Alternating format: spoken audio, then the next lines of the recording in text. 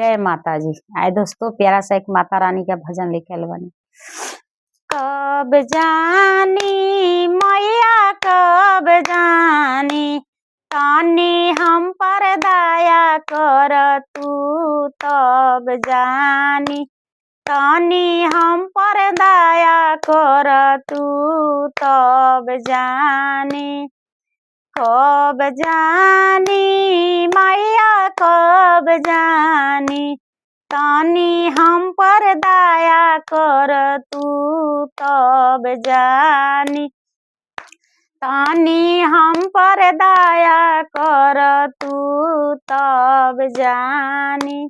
कहतारू सखा कहतारू, कहतारू सखा कहतारू, तानी कह के सुनाओ सेवखा तब जानी, तानी कह के सुनाओ सेवखा तब जानी। हमरा बेटा चाही, हमरा पतोहियो चाही, हमरा बेटा चाही, हमरा पतोहियो चाही। एगो दादी कहे के मैया पोता चाही, एगो दादी कहे के मैया पोता चाही। कहतारू सेवखा कहतारू, तानी कह के सुनाओ सेवखा तब जानी, तानी कह के सुनाओ सेवखा तब जानी। हमरा बेटिया चाही, हमरा दम दो चाही, हमरा बेटिया चाही, हमरा दम दो चाही।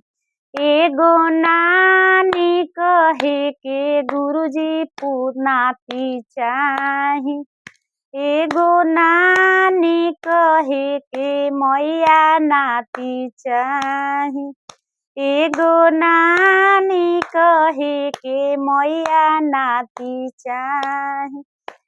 कब जानी मैया कब जानी, तानी हम पर दया कर तू तब जानी, तानी हम पर दया कर तू तब जानी।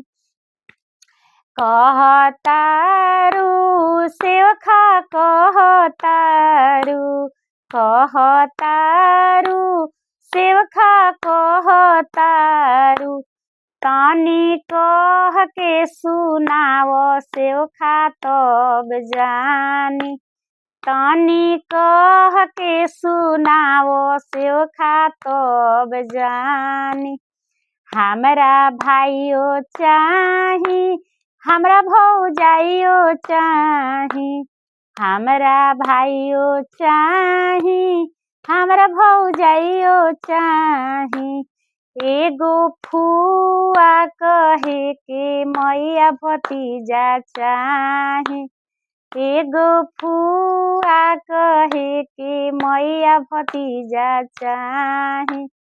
कहतारू सेवखा कहतारू, कहतारू सेवखा कहतारू, तानी कह के सुनाओ सेवखा तब जानी, तानी कह के सुनाओ सेवखा तब जानी।